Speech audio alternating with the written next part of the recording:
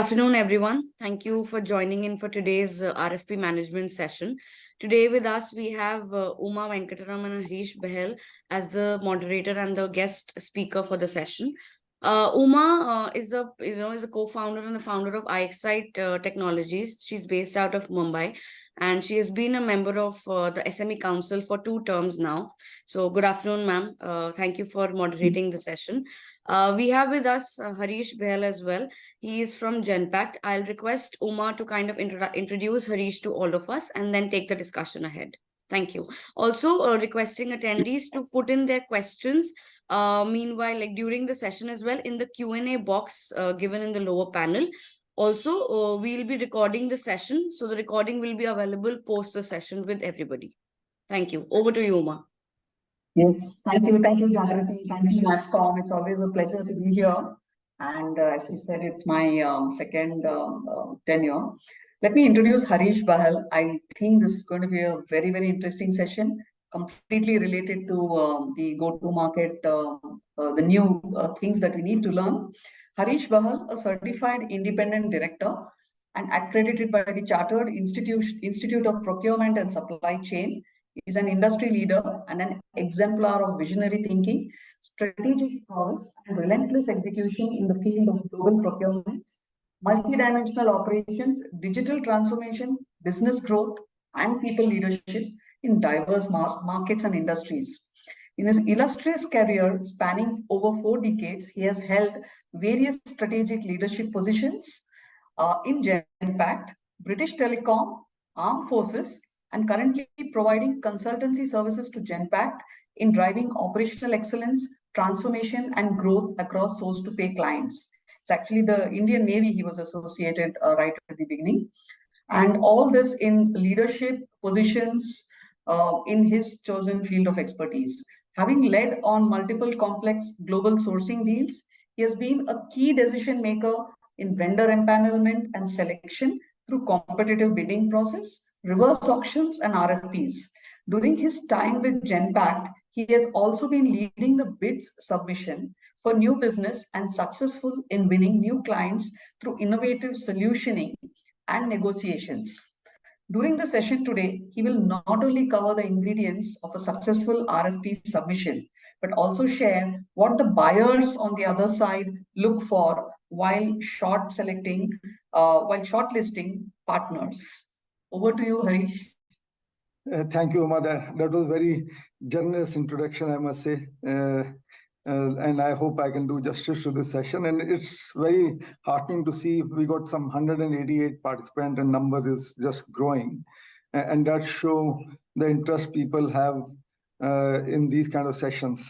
So normally, I think when you talk about winning bids, mostly in the sales, you will interact with somebody from the sales who've been submitting bids and then have the win strategy. And today's session is going to be the other way around. I am more from the buying side. And I'm going to share flavor with you what the buyers look for when they are selecting the partners for the organization. And I think sometimes when we are bidding, and especially if you're in the sales, you're thinking only about what you want to tell the other party. And I think what I'm going to tell is what the other party is looking from you, and that becomes key to success in the bids. So I've got a few slides to present, and then I think we'll try and finish as quickly as possible in the next 20 odd minutes, and then I want to spend as much time on Q&A session as possible. And as I said, let the questions keep coming in on Q&A or chat, and we may not be able to cover everything today, but we'll try and respond to your email later if there are some interesting questions to be answered.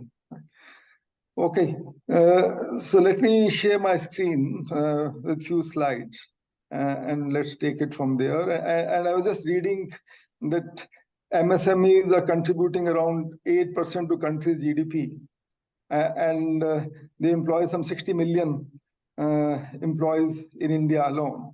And the kind of contribution I think MSMEs are making, and with all Make in India campaign and all the campaigns which government is promoting, I think there is hopefully good time ahead.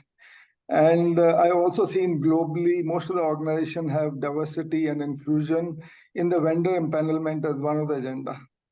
And while as a buyer, earlier we used to look at reducing our tail vendors, but now more and more organizations, because of diversity and inclusion, want to retain the tail because they want to encourage the MSME vendors to be coming in. So I think there are good times for MSME. Let's delve a bit deeper into what I'm going to cover, and then we can take it more from there.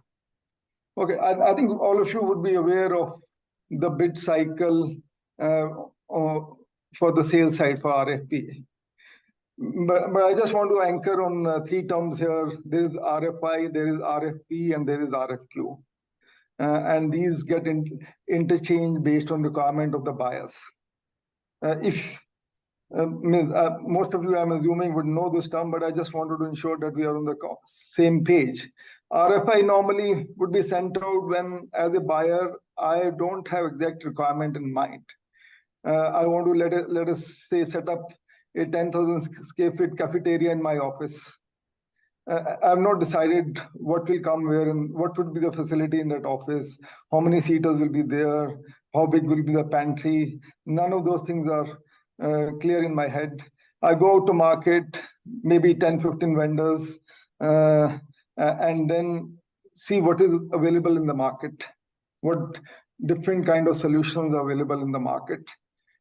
And from there, once I make up my mind what I need in the cafeteria, decide my statement of requirement, the QRs for the cafeteria, then I go out with the RFP maybe to 6 to 9 vendors out of that, based on my selection criteria. And then you get a RFP which specifies what is required. Still a bit more open. There's always opportunity in RFP also to be innovative. But more or less, you have to meet the requirement in RFP. And the third one is RFQ, request for quotation, which is used mainly when I know my exact requirement. I want to buy a laptop with certain specification. I know my vendors are already there from whom I want to buy. Those 2-3 vendors are there. I just ask them for a quotation. Mostly RFQs are used when contracts are already in place, not for a new requirement. And then in the bid cycle, after you submit RFP, there will be maybe 2 or 3 vendors will get selected for orals where you dig deeper into the solution, understand, and then there will be negotiation, which many of the organizations have started using reverse auction tools for negotiations so that you benchmark those 3 vendors which were selected in orals to a certain price point, and then do your final negotiation from there, followed by contract award. So this is a basic deal cycle which you see from the sales side. But what I want to do is also cover the deal cycle from a buyer point of view, because there are additional steps as a buyer which I would be taking. And some of those are highlighted in light blue over here. So after RFI, means I go to 15 odd vendors, I'm going to do vendor empanelment. And I think for MSME, for me, one of the important point will be financial viability of those MSME. Because if I'm going to bring any MSME on board, then I want to ensure those MSME are going to be financially viable. Their business will continue to run, and my services will not stop. That's a critical. And then there is risk management. The whole third-party risk management has become very important for buyers. There are some 8 to 10 risks on which every vendor gets evaluated. And based on financial viability, risk management, and solution in RFI, then I'm going to select people for RFP. And between orals and negotiations, there is techno-commercial evaluation, which normally will be group of operations, finance, procurement, legal, all come together, and they will do the techno-commercial evaluation of the proposals which have come in. And there is weightage assigned to each of the part. So technical part would normally have 40 to 50% weightage, and commercial or price will have 30 odd % weightage, and then risk and other factors will have 10 to 20% of weightage. Sometimes we think that price is the most important part, but no. And it also, I'll come to the negotiation strategy later, but in some kind of product services, price may be the most important part buyer is driving. But most of the time, you're looking at the right partner who can continue to deliver the quality services to you. And between final offer and contract award, and again, there is what we, in the buying organization, we call it sign-on and sign-off process. Before you go to market, you internally sign on your procurement plan, how you're going to, which vendor you're going to go to, and basis of your criteria. And before your contract award, you have a sign-off process where you select vendors and everyone comes together to decide which vendor to be selected and why. And again, the technical and operational part may have higher weightage. Sometimes, if technically all are same level, then at that stage, they could be price become the prime factor. So it can change a bit, swing a bit, but more or less the evaluation criteria are pre-decided. Now, once the contract is awarded internally, as a buyer, I get a purchase requisition, somebody wants to buy, because contract is only a paper, right? You don't get any order when you get a contract. Only when you have a PO in hand, that's more like a check, because you have to provide services against the PO. So when the purchase requisition come in, as a buyer, I would decide whether I'm going to go out for an RFQ to 2-3 vendors, get the best quote, or I'm going to maybe negotiate further with the existing vendor itself before I give them a PO, or I give them a PO on whatever is agreed in the contract. So there could be a little bit of negotiation there. And then in-life supply management becomes the most important part, because it's not about winning a bid, it's about retaining business for you. So the people who are engaging in supply management, ensure that you engage them well, because they are the one who are going to be then deciding the next cycle when it comes after 3 years, whether to retain you or to go to market again and benchmark. So I think the number of steps that buyer are many more, and many more people get involved in decision making in the buying organization. Just a quick question here, Harish. You mentioned that when you start before the RFP itself, you go out in the market and you look for 8-9 vendors and you talk to them, and then you create the specs. And I presume it is with those vendors in mind, maybe some you liked or some you don't, you create the specs. Yeah. So is there any way you can, how a vendor can engage with the, company pre-RFP? I think that's coming up, but because you mentioned that, when you go and meet. I did. See, as a buyer, for me, I've learned maximum from my suppliers, because the suppliers come and keep meeting you and keep telling you what's coming out in the market, and new technologies coming in the market, new solutions coming in the market. And then, and even for operational guys, they also are interacting with the suppliers all the time, and they're attending various forums and learning what's happening in the market.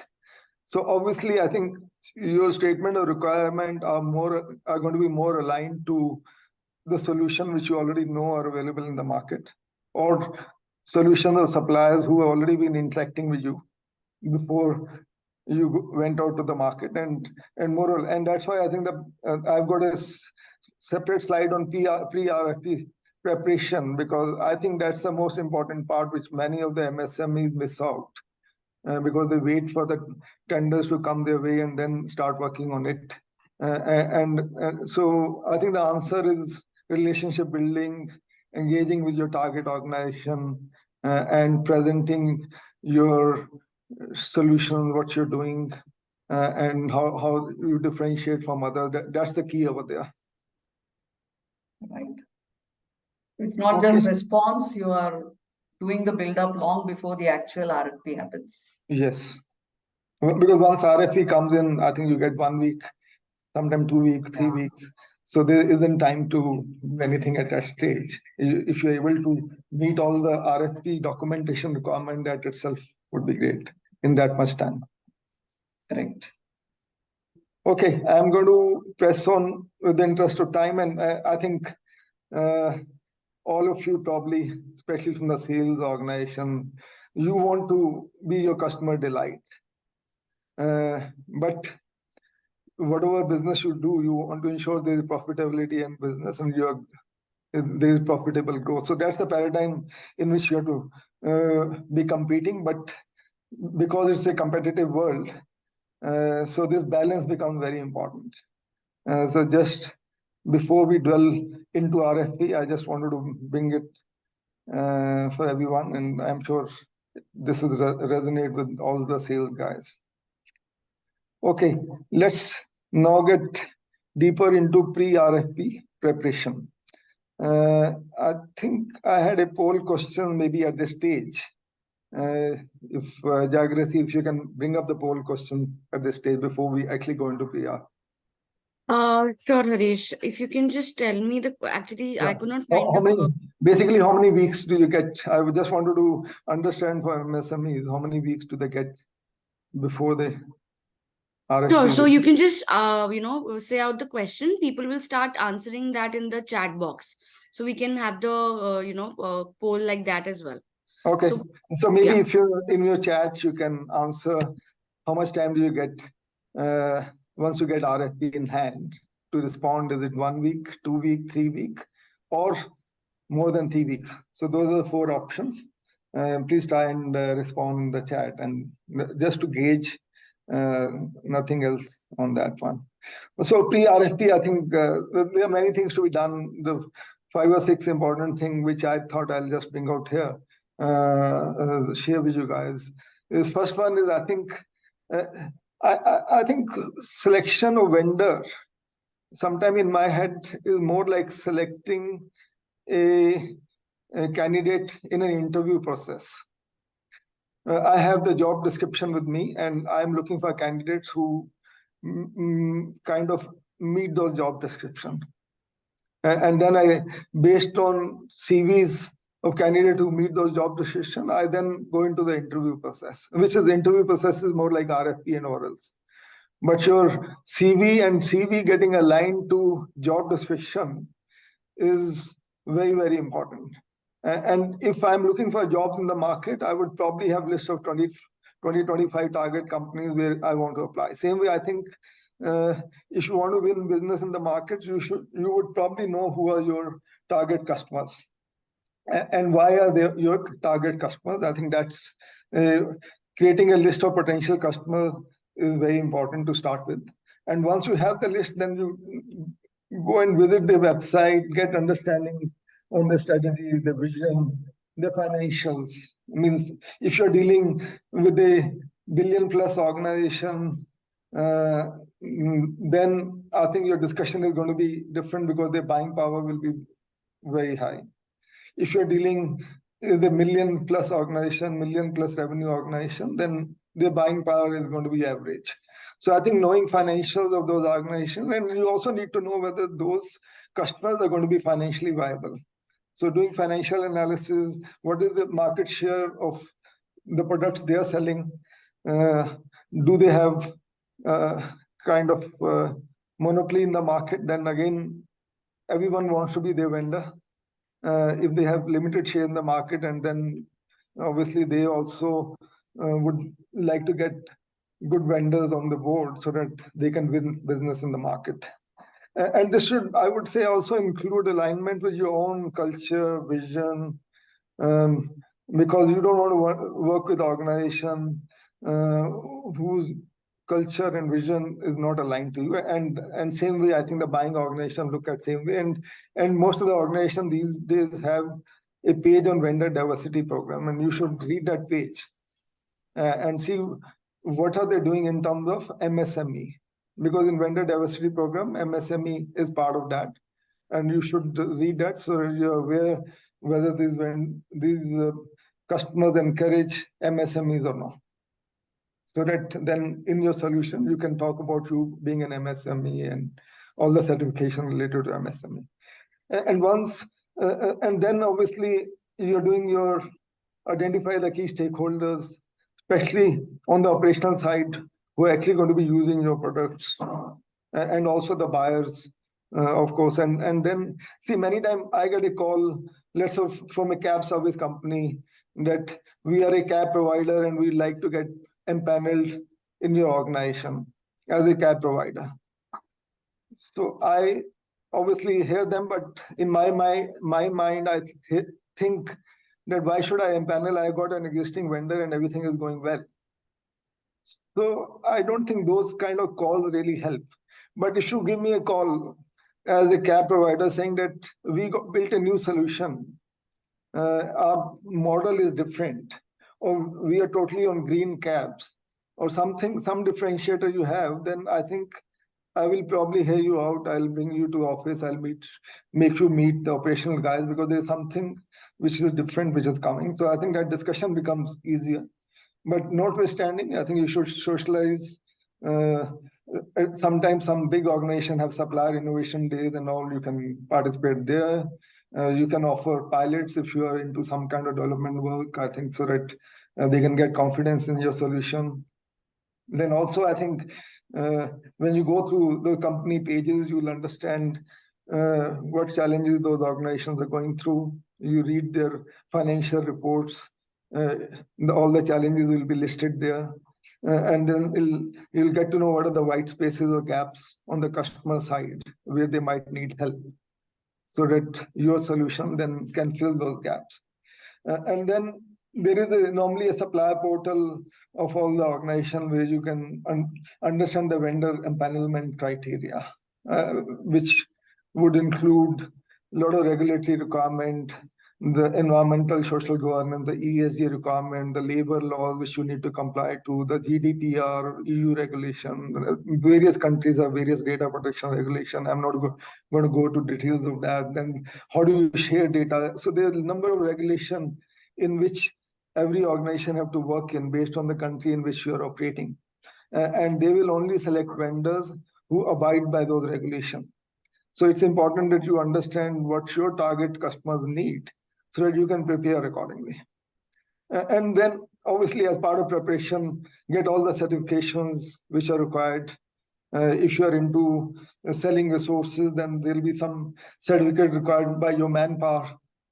You need to have the certification available. Sometimes you have trained people, but they may not have the required certification. Similarly, there are environmental certificates and various certificates are there, which you can research when you go into the customer supplier portals. And then your own MSME certification, in any case, are there. So I think those are 5-6 things which you need to prepare, and this becomes important. I would say this is an ongoing process, so that when a bid comes in from your target customer, then you have an edge over others, because you already have relationship with somebody, you understand their pain point. Probably their SOAs will be more or less aligned to your solution. And so when you submit your bid, you're going to go into the orals for sure. And then it'll only be the price negotiation which will be left. So that's why I would encourage spend as much time on this as you can. Okay. I'll take a pause here. Uma, anything which I missed out? Yeah, I think no, you've covered it well. I think you're reinforcing that you need to know your customers well and decide beforehand which customers you want to serve and get into a good, connect and relationship, and we can do this. There are interesting questions coming up there. So I had a question, of course, which you answered. What certificate are these certificates different in various geographies? Nowadays, the world is getting complex because they want data security certificates, environment certificates, ESG. So how different it is globally? And is it something different for each geography? And does one need to plan it 1 year before? Because you need to keep renewing these certificates as well, right? Yeah, and it's an evolving world. And new things are getting added under the scope of ESG and stuff like that. And so the buying organizations are also learning, and they are ensuring. So that's why I think third-party risk management has become very, very important for the buying organization, and everything gets covered over there. And I think it's not only each geography. You could be working with a vendor in India. Doesn't mean that you need compliances only of Indian regulation, because that customer could be working with many other customers geographically, and they have signed up for some regulations of those countries. So I would say think globally, mainly US, Europe, and India. If you focus on these three, I would say you'll more or less will be covered. Yeah, because these are hygiene factors. You may get disqualified if you don't have something, or you may Yeah. lose some points. You know, Yeah. if you- And it's also depends on industry. If you're into, let's say, providing catering services, the certifications are going to be different and going to be much more stringent. If you're providing transportation services, it's going to be different. If you're providing software services, there's so many different kind of certifications come in. Proprietary rights become much more important over there. So I think based on your industry, there will be different requirement, and probably this requires a session in itself. But I would encourage each one of you to spend as much time on these things. Absolutely. Okay. I just want to add the point that in one of our other discussions, SME discussions, people have talked continuously about the E and the environment, of which every RFP comes with some amount of points.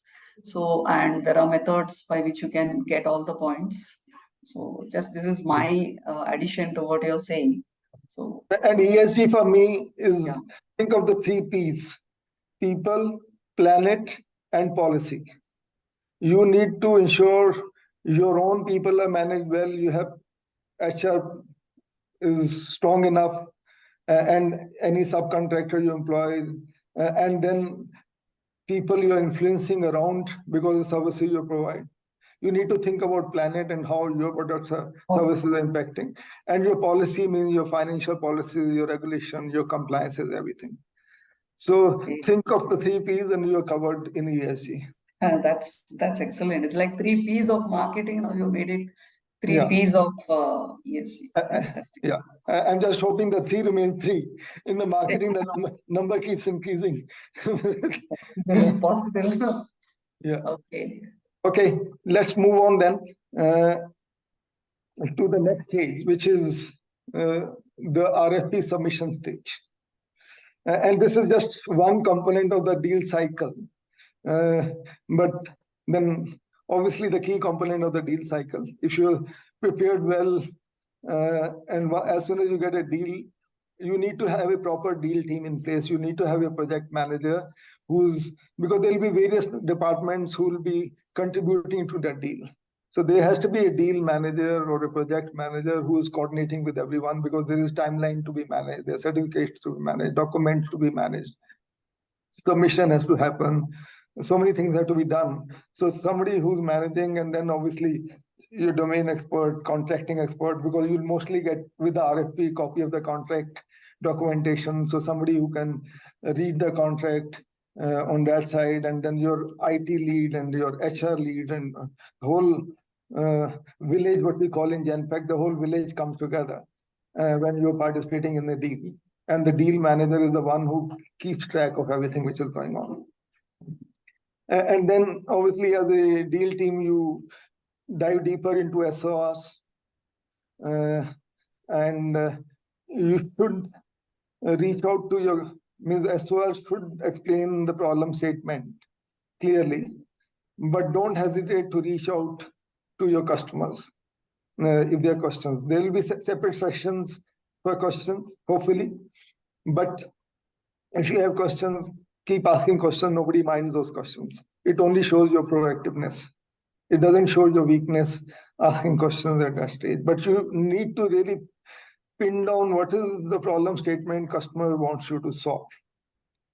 And then you should, once you understood the problem statement, you should immediately acknowledge receipt of RFP, and then speak to experts on the customer side, especially the operational side who's going to consume your services. Because you already have a relation, I'm assuming you have a relationship with somebody on the operational side, so that when you pick up phone, I have received the RFP and the few things I wanted to clarify. Normally, it'll be the buyer who will be interacting with you, but if you have a good relationship with the operational guys, then you can ask a bit more technical questions to them. Then obviously, you need to have a clear solution in your head, what we call as solution tenants. What are the tenants of your solution?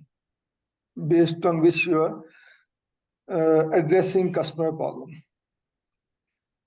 So that should clearly come out, and these things should go into a slide deck, right? Customer may not ask for his PowerPoint along with the bit, but you should try and send a PowerPoint in which you clearly articulate whatever you understood about your customer problem, what are the key tenets of your solution, timelines in which you're going to be completing the solution, or let's go back to that cafeteria thing. How much time are you going to be taking? Customer might have already laid down timeline. If they're not laid down, you should give your timeline. But it should not be longer than what customer has asked for. And it should also clearly articulate the capability you have to deliver the solution at that stage. Then the value proposition and differentiation obviously becomes very important because there are many other people who are competing with you. Why should client consider your solution compared to others? What is the value you're bringing on the table? I think that's obviously given. Try and talk about some case studies, use cases you have for similar things. If you have references, submit those references. And I think these days transformation has become a buzzword, and you should definitely talk about the transformational element in your solution. How it is going to transform. Even cafeteria, think about the ESG here. How whole cafeteria is going to be green in addition to the color of the cafeteria and your disposal of waste and everything. So I think, and that itself is transformation, right? And the current cafeteria, there may not be proper disposal system. Or you're selling a software, obviously software is going to be for some kind of transformation, and it's never going to be replacement of existing solution. So I think that part is very, very important in your slides. Then your pricing strategy, that's a difficult part.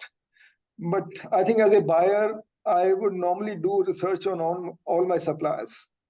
I would know their financial viability. I would know their annual profits over last few years. I will look at all the gearing ratios, what we call in the financial viability check. So when you submit a solution, I would normally know what kind of markups you're adding, because I have the benchmark of the market. Okay. So I would say your annual profit, if you put a markup of around 10%, if your annual profit is around 15%, maybe whatever your cost is at 25%. So it gives you some leeway to negotiate at later stage, and try and give a breakup of your cost as much you can. Because again, as a buyer, if I have a breakup from a vendor, then I'm going to probably use that particular solution to compare others. And I'm going to ask others to provide me breakup in the same way. So try and give breakup as much you can. And you're going to be asked more and more on this breakup, because everyone wants to know what we call should cost in procurement. What should something cost? So for which you try and ask breakup. Try and run your submission through some external consultant or SMEs if you have, because on your own, you might think you've done everything, but when some third eye looks at your solution, they'll be able to look at it critically, unemotionally, and give you feedback before you submit. And then obviously timely submission and going to the right point. And for timely submission, I would recommend try and automate your RFP templates as much as possible, so that you're not drafting letters at that time. Your price book should be automated as much as possible for various points, so that it makes it easier to submit. And once you're submitted, ensure that you follow up. Again, at that stage, you can ask if there is any gap in your submission. You can always submit some supplementary document. Don't worry about it. But don't rely upon that option. Give as much at that stage. But do follow up once you submit. Even if client doesn't like it, doesn't want it, ensure that you follow up and check whether they've received and if your solution is complete. Sometimes you submit online and some documents have gone, some have not gone, some have lost in submission somewhere, and things do happen in the IT world when you're trying to submit everything online. Okay, I'm going to take a bit of pause before I go to my last slide on negotiation. Anything comes in your mind which I missed out? So I'll quickly take up one question there, but maybe it will come in negotiations itself. There is one question. How do you make a judgment from an RFP, RFQ? What is the buyer's paying capacity? Can we consider it is 20x of the EMD which is being asked for? Is the question. You have, of course, explained it from the reverse point and give you a cost breakup, and then you are able to understand what margin the vendor is charging you. But the vendor is wanting to know what is it that the buyer will pay. Is this a fair enough thing? Yeah, so buyer is ready to pay based on the market benchmark. Normally, for everything I go to market, I would have some benchmark, I will have some consultant, I will have research organizations who are sharing information on market benchmarks. And then I have 10 responses which have come to me, which are also helping me benchmark. And so buyers are doing this benchmarking on a continuous basis. So the question is, how will the vendor know? I think the question is, how will the vendor assess from an EMD? It will be 20x of EMD or something like that. Can we draw a conclusion? I don't think buyer looks that way. I would say, you know your cost and you apply margins, reasonable margin on that, you are safe. But if you try to work on the 20x EMD kind of formula, then there are chances that others are applying different formulas. If you are reasonable with your costing and you apply reasonable margin, you will always be safe, and you will go into those three if your solution meets the requirement. Yeah. Right. Okay. I think we are running out of time. I'm just going to quickly cover the last slide, which is on negotiation. Again, the final step. I wouldn't say final step. The contract terms and condition is probably the final step, but getting to the right price point is very important. And I think here understanding buyer's mindset becomes very important, because as a buyer, when I'm negotiating, I think what in my head, the main consideration in my mind, one is the complexity of products and services I'm buying. Are products and services I'm buying are key to my business, or basically direct or indirect spend, right? What we call. Am I buying something which is direct, which is key to my revenue? If I'm a telecom company and I'm buying something related to telecom services, then that becomes very important for me. And there are not many vendors in the market who can probably provide me same product or service. And then there are others where the laptops, there are many available. Your catering services, there are many available. Your transport services, there are many available.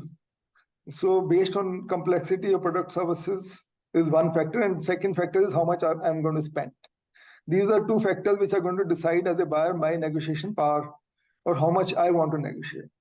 If it is a strategic product for me, I'm going to be spending heavily. My focus will be more on collaborative approach and building partnership with my vendor, rather than squeezing every penny out of them, because I want to ensure that we are successful together as a partner. If it is not a strategic item, but it's a niche item, very few, it's some software which very few people are able to provide. Let's say Microsoft itself becomes a niche. It's not strategic to my business, but it's a niche, and I need Microsoft. Again, mainly I'm going to limit my risk and ensure that supply goes on, and I again have good relationship with Microsoft. I'm not going to be spending heavily over there. Then where many of the MSME are going to fit are the leverage category, where number of vendors available in the market for those products or services. I am going to be spending heavily over there. My main focus is going to be ensuring that I have 2-3 suppliers multi-suppliers available. And I'm going to be reducing my cost as much as possible. And the last bit is non-critical, like stationery. I want to stop buying stationery altogether and ensure everyone goes paperless. Or maybe IT assets also, and various assets where your focus is to eliminate as much as possible rather than buying. So the challenge with most of the organization is, let's say a 1,000 crore organization normally will be spending around 300 crore with their suppliers. Around 30% is the spend with suppliers. To earn 1,000 crore, I have to spend around 300 crore with my supplier. And most of the CFOs, because the revenues are not increasing, sales is not able to bring business, they are mostly putting pressure on the procurement organization to reduce their spend. So from 300, if I can reduce to 200, my profit margin automatically goes by 10%, direct profit impact on P&L. Similarly, for sales guy, if I have to sell in the market, if the procurement is able to get me products and services from the market at a lower cost, because you can't produce everything on your own, you again will have dependency on vendors, both for indirect and indirect. And if you're able to reduce your cost, then you can be more competitive when you're selling. And once you're sold, then your in-life product support remains very important. Again, you're dependent on some third party for in-life product support. Again, I want to reduce that cost, but I want to ensure that quality of in-life product support is great so that my customers are happy. So dependency of CFO on procurement in terms of their P&L, and dependency of sales on procurement in terms of winning in the market is becoming more and more important. And that's why importance with procurement department of collaboration with procurement department becomes key here. And for you in sales to understand the buyer mindset is very, very important. So I think few pointers here. Obviously, there are various things in the negotiation strategy for a buyer. On the right-hand side, I put few pointers. You need to identify the key decision maker on the client side, and mostly the decision maker will be the user who's going to be consuming your services and the finance guy. Those are the two key. The procurement team is mostly putting everything together for decision making. They may not be making the decision themselves, but finance guy, based on the budget availability, and the user based on products, are going to be making the decision. Then if you're dealing with global organization, obviously in India, you can just keep negotiating 10 rounds of negotiation and stuff like that. But I think some of the Western world, they respect the price which you submit to them, and sometimes they may not negotiate at all. Because they don't like negotiation, they are not very comfortable asking somebody to reduce cost. As Indians, that's something in our DNA, and we like to negotiate. And so you have to be careful about the cultural nuances over there. And when you go into a negotiation table, also you have to be accordingly careful about that, because those guys may not speak. They will not speak much in the negotiation if they're foreigners in the room. But culturally, they want to ensure that they are aligned to your mindset. If you're pushing on your price point too much, then they might think that this particular partner is going to be problem for next 3 years. I don't want to work with them. And that's what I'm saying. You see the cultural nuances. You can also always ask the buyers the budget they have. Sometimes buyer will say, I don't have the budget to pay the price you're quoting. You can also ask that if you tell us your budget, maybe we can go and see what can be done. Try and understand financial constraint of the purchasing team. It's a fair question to ask. Ensure that you have domain experts. Sometimes the sales guys come into meeting and negotiation meeting turn into a technical discussion. Because again, in the negotiation, you should try and take the lead and again focus on let your domain expert start the meeting, negotiation meeting. Let the domain expert focus on your value proposition and differentiation before you get into price negotiation. Now, this is a value proposition and negotiation, and based on which we have picked.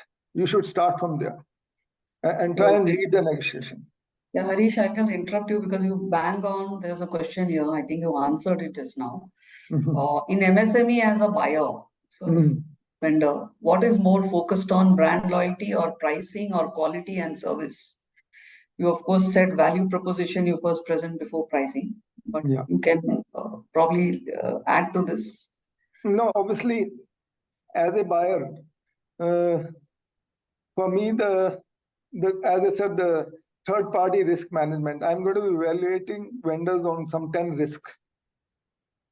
So brand loyalty is not important for me. I'm going to be continuously, before the RFP, after awarding the contract, continuously evaluating my partners on those 10 risks. And anyone is failing on any of the risk, I'm going to be changing those vendors. So you should understand the third party risk management concept very clearly on what are the risk evaluation criteria on which vendors are. So I think quality is key because the domain of the operational guys are the one who are going to be calling the shots in vendor whom they want to work. Finance will try to put pressure on the budget as much as possible. Finally, the operational guys will have the say. Okay. So coming back to that risk part, there's a question here. Insurance is also asked in the bids for professional indemnity, cyber, public and products liability. Any other insurances needed? Yeah. No, I think basically, again, insurances, depending on the category of products or services you're selling. So there will be different insurances based on what, if you're selling software, and there could be IPR kind of stuff, and if you're selling catering services, there could be people related. If you're into building services, then there could be different insurances, indemnities, and so it's going to differ.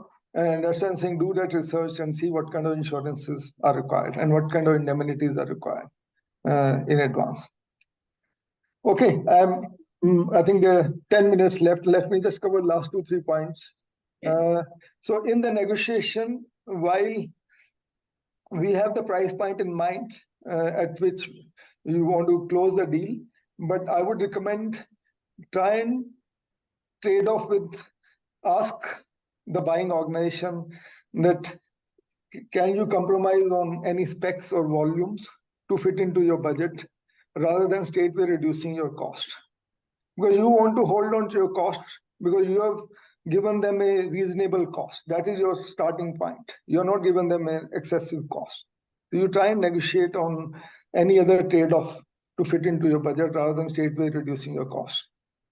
Similarly, if you're in the leverage category, as I said, there'll be 2-3 vendors who would have got the similar contract. So you want to ensure after contract you're getting POs also. It's not about getting some paper in hand. So try and offer some volume-based or value-based discount. So in life, then the buyer will be encouraged to give you more orders because they know they will get some volume or value-based discount. So rather than reducing cost, try and offer those kind of discount, which buyer will see in their total cost of ownership. Buyer will be able to see that in my total cost of ownership, I'll get some volume value discount, and okay, this fits in. So your price reduction should be the last thing to do in your negotiation. And as I said, collaborate with procurement team because they'll be probably able to tell you where you can cut your cost further because they'll be able to get lower cost from the vendors which you have on your own panel. But Harish, are people really amenable to this? I'm sorry to interrupt you. This is a fantastic point you have said. So when we are, I mean, the global buyer. So we are willing to this trade-off thing, okay, if you don't do this, we can cut here. Is it something they are amenable to? Because as a global buyer, always look at total cost of ownership, which also might include energy costs. If you're giving energy savings, that will be my impact total cost. It will include my in-life product support. It will include various other things. And so if I have to help you in quality standard in your factory, probably I have to invest a bit. That will add to my total cost of ownership. So buyer will be looking at total cost of ownership rather than the price itself. Price is just one point there. And I think globally, people want to respect more and more the price which has been offered, because they think that if we reduce your price, then you might cut corners somewhere on the quality. Great to know. Yeah. Okay, with that, I'm going to stop sharing, and we can take some questions which are coming in next 5 to 10 minutes. Yeah. Okay. I did ask a few of the questions which they did ask. So we have something here on the other side. It's more a marketing question, which is, I think, on everyone's mind. How it's difficult to get an entry where big vendors, MNCs are providing services. Any tips to find entry in such an organization? I think you said something about try to find something and market your uniqueness earlier. Yeah. So I think when you're making cold calls, think about why other parties should talk to you. So that doing research about the target companies and then making those calls is important. Then going out to those companies is important, so that then you can say that we know that you buy certain billing software from somewhere, and we have come up with a new billing software which gets integrated with your sales and which gets integrated with your orders, and it's an end-to-end integration rather than just simple billing, and that will simplify the whole process. It'll require lesser number of transactions, and will require lesser number of people to do the same thing. Can we come and present to you? Or you want to maybe for next 1 week try it out, give it to one department, try it out, and that's how I think you can start those discussions. We're just saying a pilot, a free pilot or something like that. Yeah. Okay. That answers. I'm going to combine two questions in one. This is about consortium. So the very first question was, how can 2 or more MSME or SMB companies team up to bid for RFPs? And this is between 2 MSMEs. And there's another question on how you can engage with system integrators, channel partners while participating in a bid, and which methodology we should follow. So one is between 2 MSMEs and the other is with the SI. And I would again say this should all be done pre-bid, and you need to decide who's going to be bidding. So if you have a SI partner, then it's that you should have made the decision before the bid comes in, or as soon as you receive the bid, because then one of you should bid, and there's no harm in telling the buying organization that the SI is going to be bidding because they are better equipped to meet your requirement, and we are going to be supporting them. And you can jointly go into those meetings and negotiation and everywhere. That's fine. Similarly, 2 companies coming together is a difficult one. Normally, you can do a consortium in terms of bank, and I would definitely encourage MSMEs to go into a consortium to buy, because then you have the buying power when you're going out to market, rather than individually buying stuff. But selling as a consortium become difficult. I don't think that's encouraged. It needs to be specified in the RFP, right? That such a consortium is allowed. Otherwise, you deal only with one MSME. Yeah, I don't think anyone, this will be specified, because it is assumed that one vendor will submit one bid. In the background, you can have your arrangements. And similarly for product support, you may be only a supplier, and if product support is a requirement, then you need to have a partner who's going to be supporting you in product support. But you should be front-ending everything and along with that partner. Okay. But for buying, definitely consortium really helps. Okay, now I'll take up the last question. There are some 3-4 here. Let me try and again join the questions. You can also note down questions, and we can try and do it over emails. But we can take the last question because I have a hard stop at 1. Okay. So can we trade off any volume-based or value-based discount at RFQ stage when the buyer has around 9 suppliers in hand? So how to do that? You can always in life, you signed a contract, you can proactively add a term and condition in the contract saying that we signed up, but we will also like to offer you volume of value-based discount. And that will encourage that buyer to give you more business. Okay. So you answered it quickly. So one more question. Being a private company, we cannot share the profit percentage and market share. Is that important decision-making factor? I think because if you're dealing with a bigger organization, they will need to know the financial viability of your organization. So you need to find a way that you can make these things available, because they will be asked as part of RFI, those financial documents or RFP. So you should have those things. Okay. So many questions. I think we could have done another 15 minutes and very valid questions. I'm dying to ask them, but Jagrati is looking at me, so I will not. No, and I also want to offer me any of the MSME wants any kind of mentoring, any kind of help. I'm always available. You can reach out to me in these kind of things, both on the buying side and selling side. If any organization need mentoring, I can always help out as a consultant. And if you need another session on these things, we can always do that. Yes. But it was a real heartening to see so many people joining in, so many questions coming in, and such an interactive session. Thank you so much, NASSCOM, for organizing me and inviting me to this session. Thank you. Sure. Thank you so much, Harish, for your detailed conversation. Today we had more than 200 participants for the session. So that itself is very encouraging to have another session for the same topic, or follow up for the same one. So as we see that we have good questions on this topic, so whatever is left, we can take it over mail, and when we'll be sending the PPT, we can just share the word with them as well with all the questions and answers. So I think we can work on that as well. But for now, thank you so much, Harish. Thank you, Uma, for moderating the session. All the and best. It was good to have both of you for the session. Winning everyone. Thank you, everyone. Thank you for joining.